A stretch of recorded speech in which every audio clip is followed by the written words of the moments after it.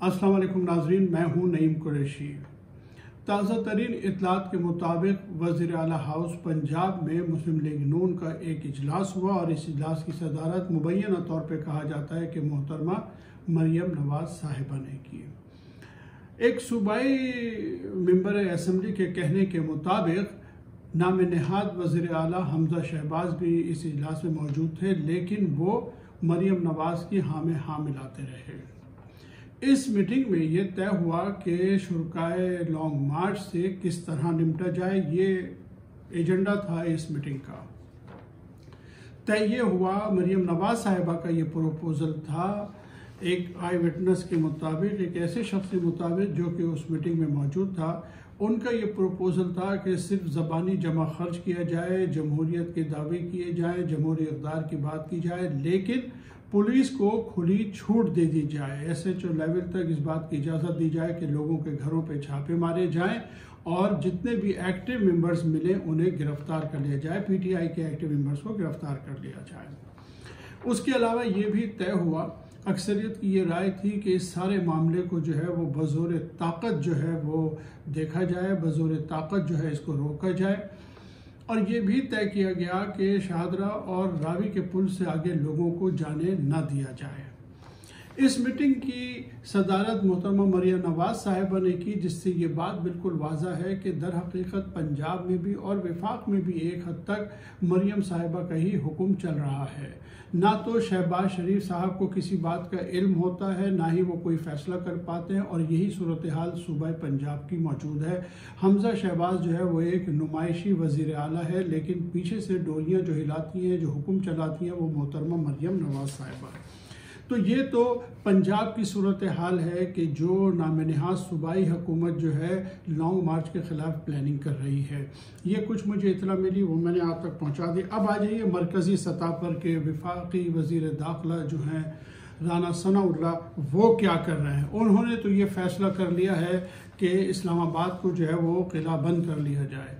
इसीलिए जो है वो जनाब वहाँ पे रेड जोन में जो है कंटेनर्स पहुँच गए हैं और इनकी ख्वाहिश है कि अटक से भी लोगों को इस्लामाबाद में दाखिल ना होने दिया जाए, लिहाजा इस्लामाबाद को किला बंद करने की कोशिश की जा रही है। उसके अलावा इस्लामाबाद और दीगर हिस्सों में जो है वहाँ भी एक्टिव मेंबर्स की लिस्टें तैयार हो गई हैं। आज रात उनकी गिरफ्तारियाँ मुतवक्का हैं। दीगर सूबों से 11,000 की नफरी जो है वो मंगवाई गई है इस्लामाबाद में। पंजाब और आज़ाद कश्मीर में जो है FC और रेंजर्स ड्यूटी पर मामूर होगी, ये भी तय हुआ है वफाकी सतह पे। इस्लामाबाद पुलिस की 5,000 की नफरी जो है वो भी ड्यूटी पर होगी। मुबैना तौर पे कहा जा रहा है कि रेड जोन की सिक्योरिटी जो है वो 111 ब्रिगेड के ज़िम्मे होगी। इस्लामाबाद के तमाम रास्ते बंद होंगे, ये भी हिकमत अमली में तय किया गया है वफाकी सतह पे। लॉन्ग मार्च के शुरका के खिलाफ क्रैक डाउन होगा, ये भी तय हुआ है। अब देखिए, इसके साथ साथ राना सनाउल्लाह वो वज़ीर दाखिला हैं पाकिस्तान के, वो ये फरमाते हैं, उनकी ये ख्वाहिश है कि इत्तेहादी जो हैं वो अपने बड़ों से कह रहे हैं, वो शहबाज शरीफ साहब से ये कह रहे हैं कि इत्तेहादी जो हैं हुकूमत में उनके साथ वो एक प्रेस कॉन्फ्रेंस करें और इस प्रेस कॉन्फ्रेंस में उन्हें वो खुली छूट दें कि वो ताकत के ज़रिए जो है इस लॉन्ग मार्च को रोक सकें। एक तो ये एक ऐसी हुकूमत है कि जो हमेशा हर मामले में दूसरों पर डिपेंडेंट है। अगर लॉन्ग मार्च में रोकना है तो इत्तेहादियों का साथ चाहिए, इत्तेहादी प्रेस कॉन्फ्रेंस करें।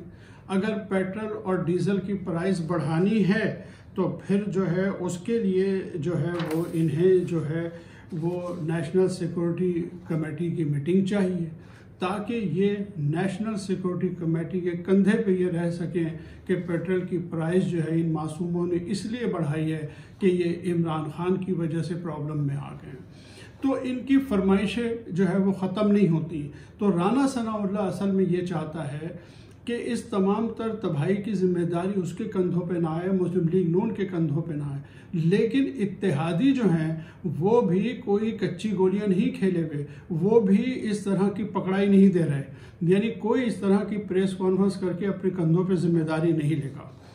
अब आ जाइए गिरफ्तारियों की तरफ। मौजूदा सूरत हाल में सिनारियो क्या है? सिनारियो ये है कि आज रात जो है वो गिरफ्तारियां शुरू होंगी, मुतहरिक कारकुनों की, नुमाया रहनुमाओं की। ये सारी प्लानिंग आज रात के लिए की गई है। आज रात बड़े पैमाने पे गिरफ्तारियां होंगी। उम्मीद है कि शेख रशीद को भी आज गिरफ्तार कर लिया जाएगा।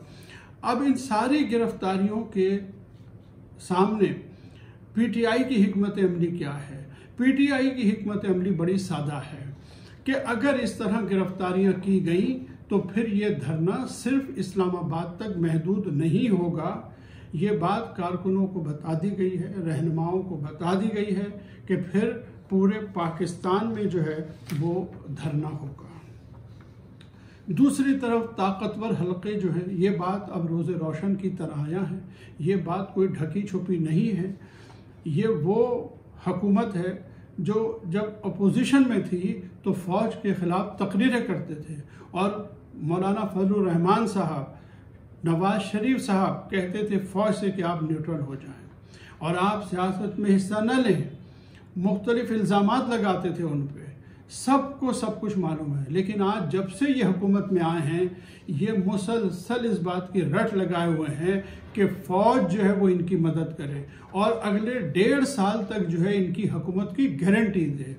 यानी बेशर्मी की कोई हद नहीं है कि कल तक फ़ौज को बुरा भला कहते थे और आज बजाय आवाम पे डिपेंड करने के इस बात की गारंटी मांग रहे हैं और इस बात का बरमला इजहार कर रहे हैं। चाहे वो खाकान अब्बासी हो, चाहे वो राना सनाउल्लाह हो, चाहे वो शहबाज शरीफ हो, चाहे एहसन इकबाल हो, तमाम रहनुमा जो है इस बात की दुआइयाँ दे रहे हैं कि इमरान खान से जो है वो हमें फ़ौज बचाए। इस एतबार से इमरान खान जो है वो अवाम की वजह से मजबूत है और ये हुकूमत उतनी ही कमज़ोर है। रोज़ाना डेली बेसिस पे आज इंटरेस्ट रेट बढ़ गया है। 1.5 पॉइंट जो है इन्होंने पॉलिसी रेट जो है इन्हांस कर दिया है। इससे किस कदर महंगाई होगी, इससे लोगों को कितनी तकलीफ होगी। अभी ये पेट्रोल के प्राइस बढ़ाएंगे। ऐसा लगता है कि हकीकत ये है कि इमरान खान के हुकूमत के स्टैटिस्टिक्स जो अब आ रहे हैं उससे पता चलता है कि इमरान खान की हुकूमत कितना बेहतर परफॉर्म कर रही थी और ऐसा लगता है कि इन्होंने उसकी हुकूमत का तख्त ही इसलिए उल्टा था कि उसके किए हुए तमाम काम पर जो है पानी फेर दें और इंतहाई कामयाबी से इन्होंने जो है वो 1.5 माह में जो है इसको कर दिया है। अब सूरत ये है, देखिए अब मामला ये है कि ताकतवर हल्के भी दरमियान में हैं। वो कोशिश कर रहे हैं किसी चंद नुकात के ऊपर इत्तेफाक राय हो जाए।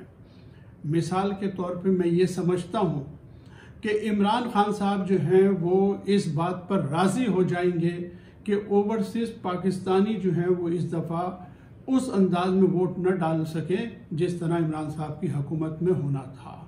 दूसरी बात जो है वो वोटिंग मशीन का मामला है, इलेक्ट्रॉनिक वोटिंग मशीन EVM का मामला है। उस पर भी शायद कॉम्प्रोमाइज़ कर जाएं, लेकिन वो हर हाल में ये चाहते हैं कि इलेक्शन जो है वो सितंबर या अक्टूबर में हो जाए। ये हुकूमत एक ऐसी कमज़ोर हुकूमत है कि इसे इन 2 चीज़ों से बड़ी तकलीफ है, एक EVM से और एक ओवरसीज़ पाकिस्तान के वोट से।